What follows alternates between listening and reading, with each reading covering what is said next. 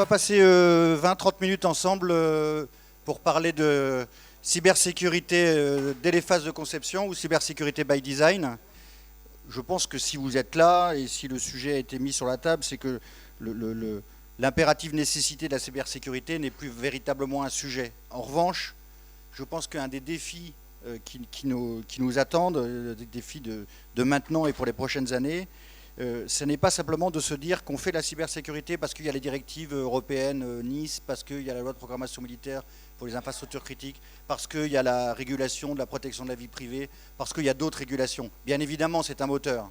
Mais il n'empêche que, et à mon avis, c'est le premier message que je souhaitais vous faire passer, c'est que la cybersécurité, c'est d'abord une proposition de valeur. C'est d'abord une promesse pour nos clients. C'est d'abord je dirais, une condition de succès de la transformation digitale. Il ne peut pas y avoir transformation digitale et tout ce qui se dit pendant cette université n'a quelque part pas de sens opérationnellement parlant si on n'intègre pas nativement la cybersécurité. Et pas simplement parce que la réglementation le demande, mais parce que c'est une proposition de valeur pour la transformation digitale. Et je pense que ce point-là, c'est quelque chose qui doit venir de façon très naturelle et qui de toute façon est demandé par le marché. J'ajoute, s'il fallait insister lourdement, on a vu depuis maintenant quelques temps des entreprises qui tombaient, qui déposaient le bilan juste du fait des attaques. Une des conséquences de la transformation digitale, c'est une dépendance de plus en plus forte, structurelle, intrinsèque, avec l'informatique. Et donc une exposition aux attaques et donc des nouvelles faiblesses. Mais je redis que pour moi, ce n'est pas l'objectif majeur. L'objectif majeur de la cybersécurité, c'est apporter de la confiance. C'est une proposition de valeur. Alors on pourrait me dire conception by design, cybersécurité by design, cybersécurité par conception. Qu'est-ce que ça veut dire? C'est encore du marketing, là, la cybersécurité. Vous êtes les champions d'aller pousser des nouveaux termes, toujours plus. Bon, en fait, c'est pas nouveau en soi. Cette conception, développement, cycle développement cybersécurisé. Ce n'est pas nouveau en soi. En revanche, ce qui est nouveau, et c'est, je pense, l'élément structurant qui a amené ce brief et globalement ce qu'on est en train de vivre aujourd'hui dans le move to the cloud avec le DevSecOps, avec le DevOps et le DevSecOps, finalement c'est dans la même veine.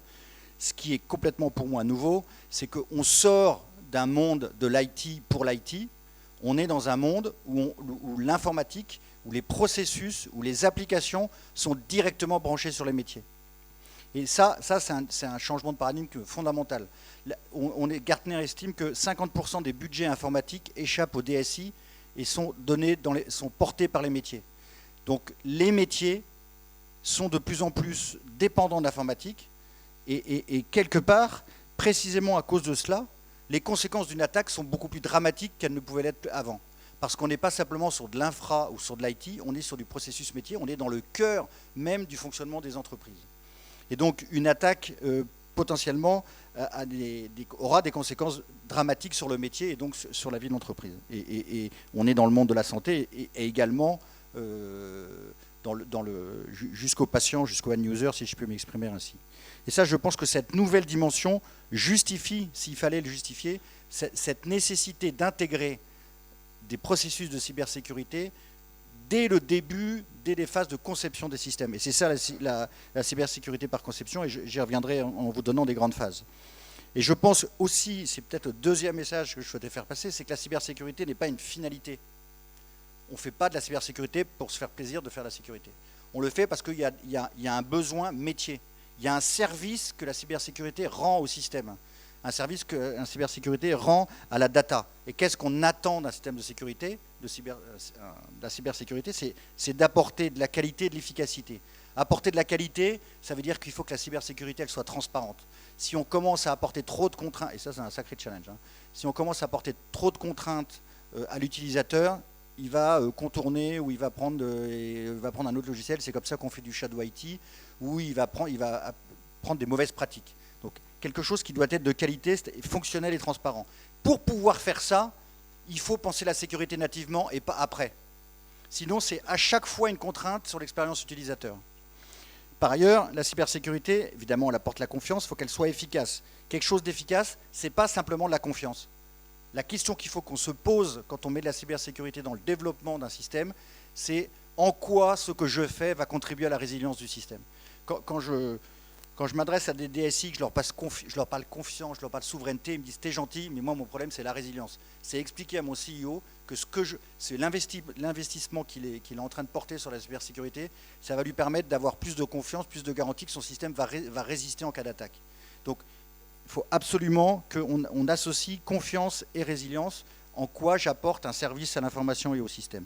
Et donc pour pouvoir répondre à ces enjeux-là, évidemment, si ça vient après, en bout de cycle, ou à la fin parce qu'il faut le faire, parce qu'il y a une coche, conformité avec une régulation, forcément ça se passe mal. Troisième point, les menaces. Donc je ne vais pas m'apesantir.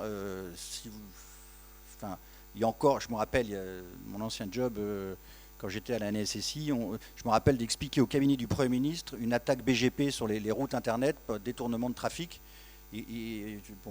Pure illusion d'expliquer à un cabinet le protocole PGP. Mais ce que je veux dire par là, c'est qu'aujourd'hui, il n'y a pas besoin de faire de marketing de la peur, il n'y a pas besoin d'expliquer que c'est dangereux, il suffit de juste regarder la presse. Tous les jours, vous avez des attaques, et je pense que si vous êtes là, c'est que vous en êtes convaincus. En revanche, je pense qu'il faut aussi qu'on change d'état d'esprit. Et ça fait partie pour moi de la cybersécurité by design. Ça n'est pas une faute d'être attaqué. C'est normal. Et quelqu'un qui dirait, une entreprise, une application, une start-up, qui vous voulez, qui dirait « je ne suis pas attaqué, ça ne me concerne pas, j'intéresse personne », c'est fondamentalement une erreur.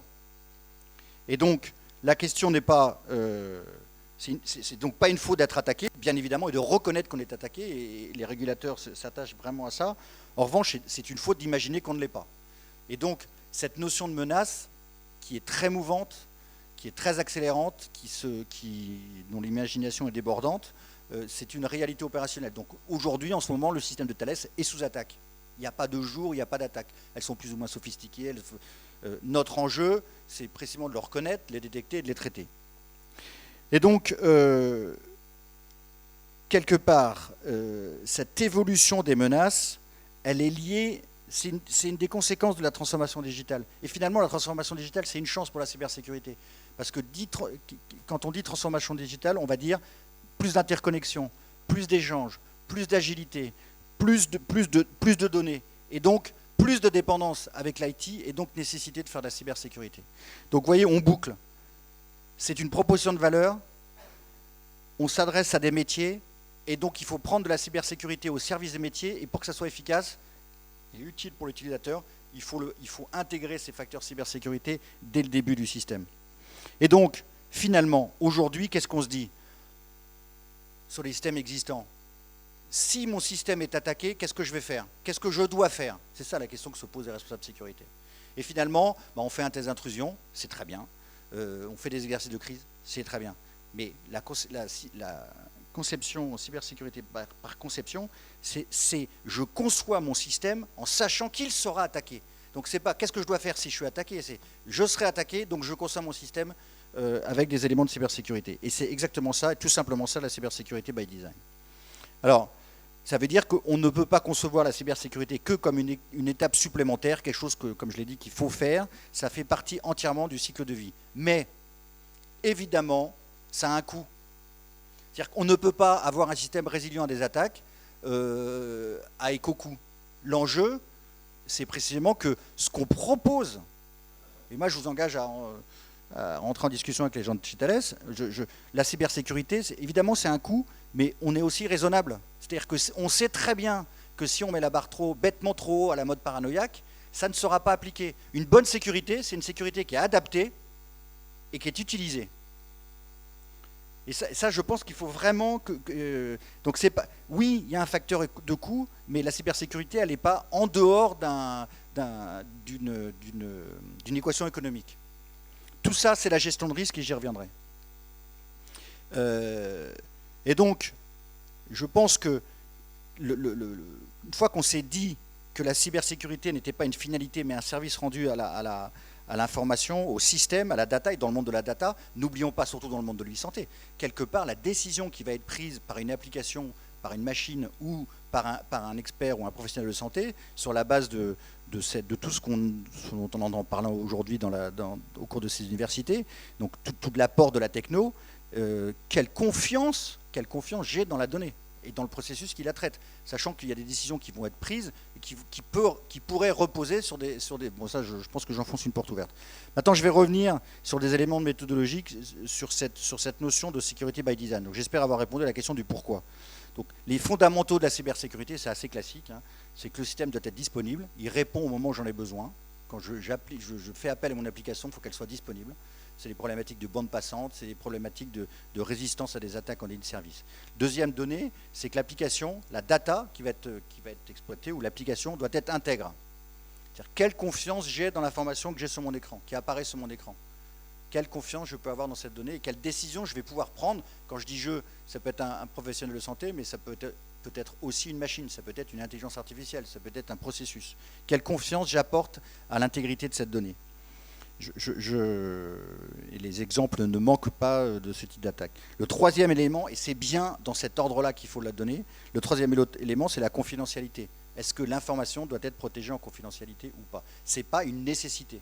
Donc cybersécurité n'égale pas confidentialité. Quatrième élément, l'authentification, c'est est-ce que le processus, est-ce que la personne a le droit d'accéder à une donnée, à un processus, à une appli? Alors, le premier élément qui me semble fondamental de la cybersécurité par conception, c'est une cybersécurité qui est donc intégrée, premier élément. Deuxième élément, c'est une cybersécurité qui est adaptée. Et la meilleure façon de pouvoir donner des éléments, des processus, des services, des outils qui vont contribuer à la cybersécurité de votre application, la meilleure façon de le faire, c'est de le faire dès les phases amont. Plus vous serez intégré, moins on parlera de cybersécurité au sens du PowerPoint, plus on les fera dans les processus de développement, moins il y aura de problèmes par la suite. C'est assez simple. C'est l'image qui me vient à l'esprit quand je réfléchissais à ce que j'allais vous dire. C'est un peu comme les exercices incendie. On est dans une école. Si je fais un exercice incendie tous les ans, mais que c'est très bien, il faut le faire. C'est comme faire un test d'intrusion sur une application qui est en ligne. Mais si votre bâtiment n'a pas été conçu pour résister à des attaques, ou résister à des feux, des incendies, vous allez, au travers des exercices, améliorer. Mais vous aurez fondamentalement des choses qui seront mal conçues. Ça peut être les portes qui n'auront pas été suffisamment résistantes, ça peut être des murs, ça peut être des détections d'incendie et ce genre de choses. La cybersécurité by design, c'est précisément cela. C'est qu'au moment où je vais concevoir mon système, au moment où je conçois mon bâtiment, je vais intégrer le fait qu'il peut y avoir un incendie. Je vais intégrer le fait qu'il y aura une attaque. Alors, un autre parallèle qui peut être fait, donc cybersécurité by design, c'est quelque chose qui est adapté, et on peut dire que c'est adapté parce que c'est fait nativement dans le système et que c'est économiquement viable, parce que précisément c'est dans le projet, et qu'on n'arrive pas à la fin en disant toc toc toc, il y a une régulation, tu es obligé de faire ça et ça va te coûter tant. Il y a un parallèle qui peut être fait dans le RGPD, le Règlement européen de protection de la vie privée, qui donne le concept de privacy by design avec 7 principes, et qui sont globalement des principes qu'on pourrait tout à fait transposer dans le monde du développement logiciel. Je ne les détaille pas, mais le fait que par défaut, le concepteur d'une application qui traite des données personnelles doit chercher le côté le plus minimaliste et ne prendre les données que les données dont il a besoin. Et je pense qu'il y aura un sacré parallèle à faire quand on fait nos développements logiciels sur le fait un peu jusqu'au boutiste à aller collecter trop de données par rapport aux besoins.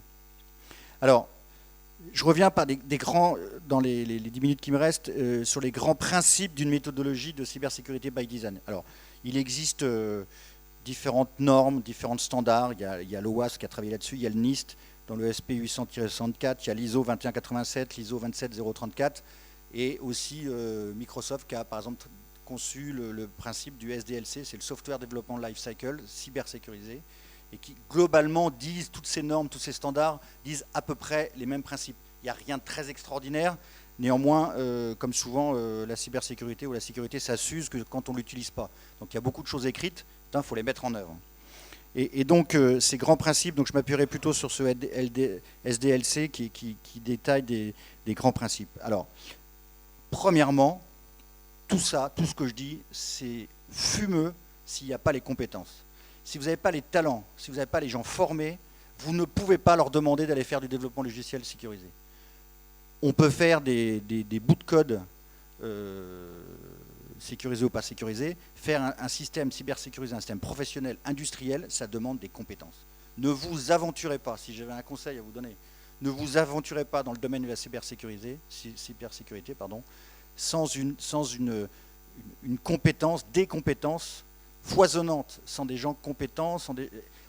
Comme c'est des métiers relativement naissants, on peut avoir tendance à dire je vais développer ma propre compétence. Les choses vont tellement vite, les menaces sont tellement, pas forcément sophistiquées, mais tellement foisonnantes que c'est globalement une course perdue. Appuyez-vous sur des compétences qui ont été qualifiées, qui sont de confiance, qui sont compétentes, plutôt qu'essayer de vous développer en interne. Et par ailleurs, d'un point de vue RH, souvent les équipes, les entreprises qui ont essayé de développer un team comme ça, ce team explose parce qu'il n'y a pas la masse critique et cette population a besoin de chasser en meute, si je puis dire.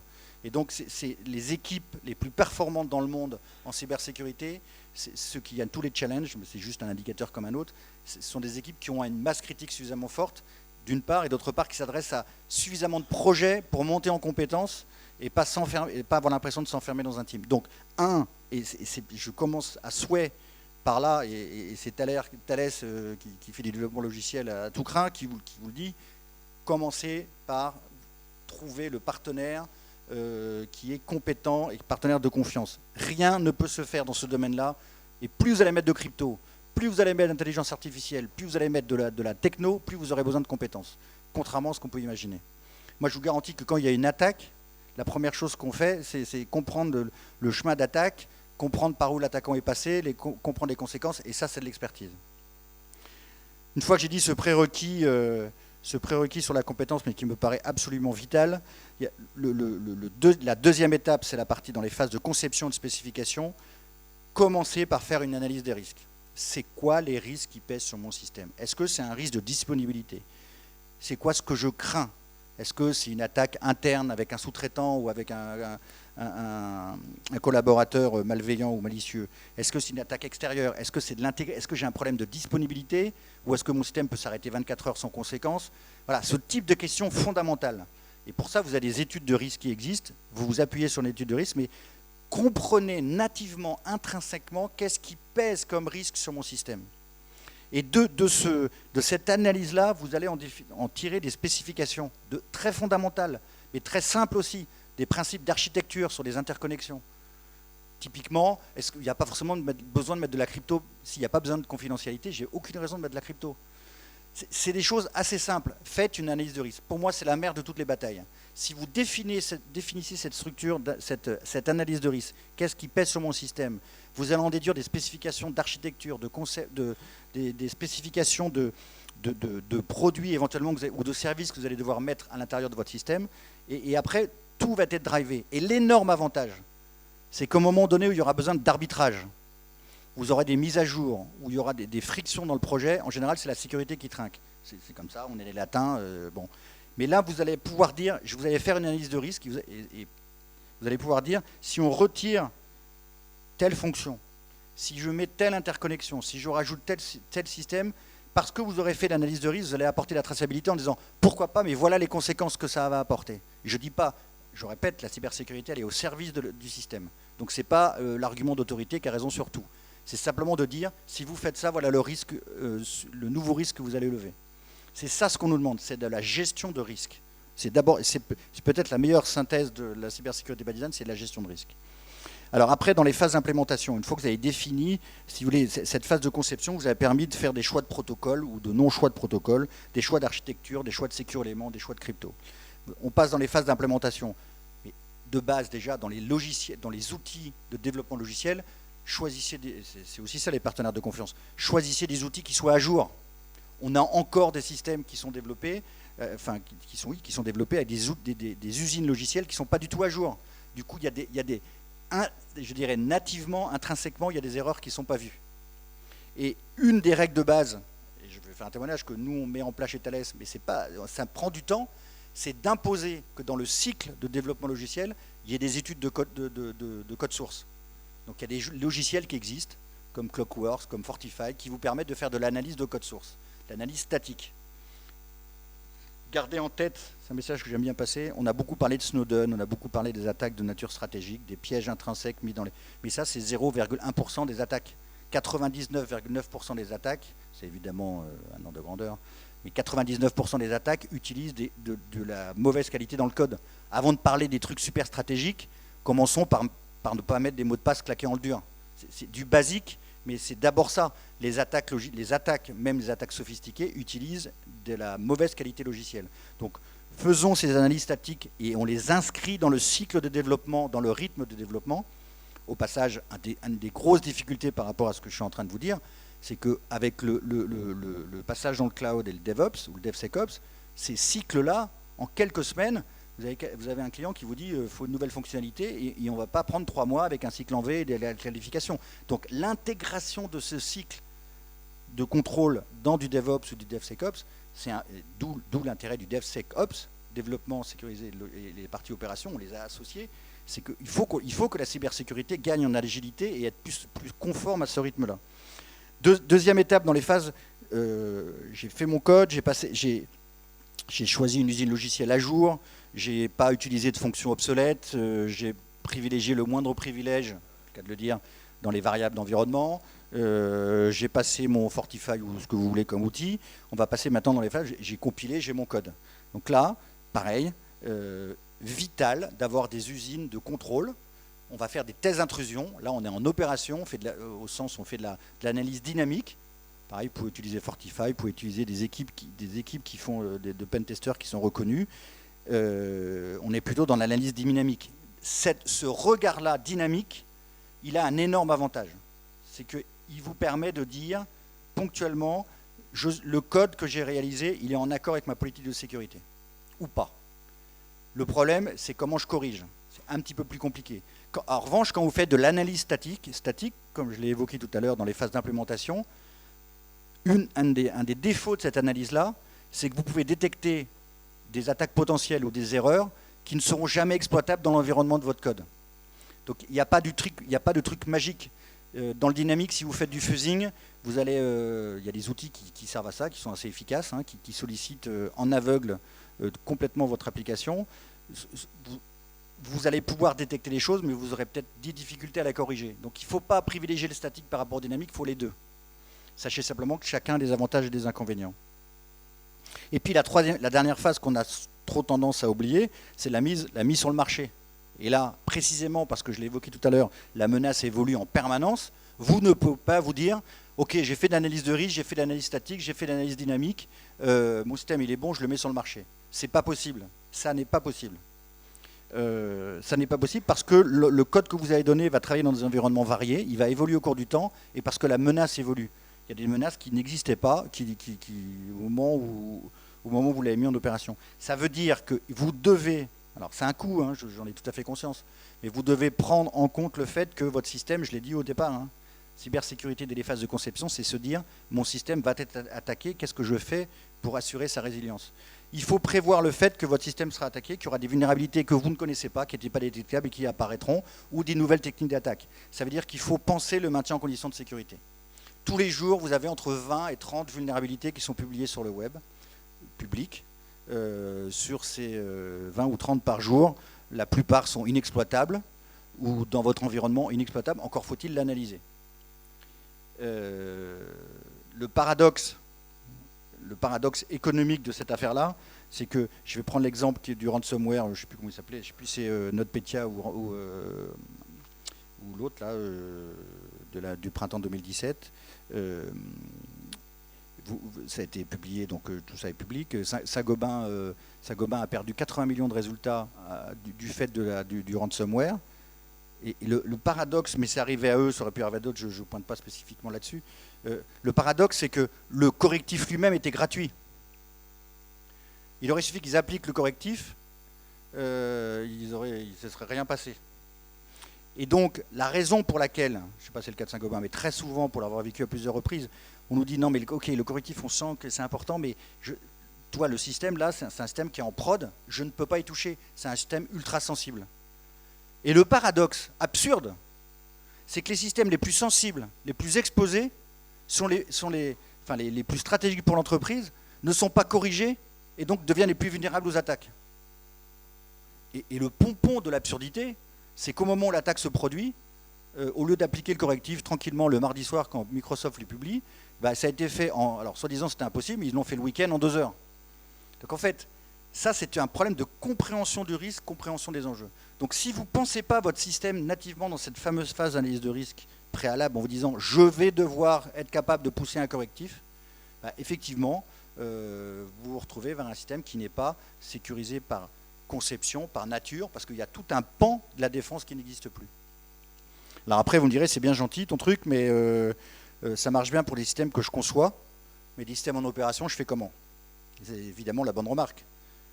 On ne peut pas modifier aisément, surtout sur des grosses infrastructures. C'est moins vrai dans des développements logiciels aujourd'hui très agiles, très rapides, mais modifier une application complexe existante, bah donc là, effectivement, si elle n'a pas été conçue avec de la cybersécurité nativement, on va plutôt faire de la cybersécurité par service. On va essayer de mettre un espèce de périmètre avec toutes les limites que ça a, détection d'intrusion avec un centre de détection d'attaque, on va faire des tests, on va revenir dans ce que je vous disais tout à l'heure, on va faire des tests, il faut les faire. Enfin, un bâtiment mal conçu, on va peut-être faire 3 exercices incendie par an et pas qu'un seul par exemple, mais ce sera toujours imparfait. Donc je pense que gardons en tête, le sujet n'est pas que dois-je faire si je suis attaqué, et je m'y prépare, c'est je serai attaqué, donc je prends des mesures. Et c'est ça, finalement, s'il fallait résumer ce petit brief sur le sujet.